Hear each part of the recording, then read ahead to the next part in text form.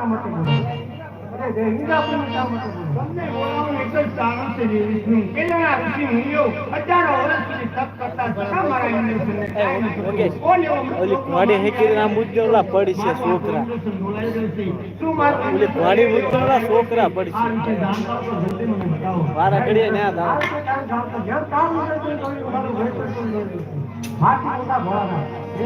ત્રણ સરતા થાય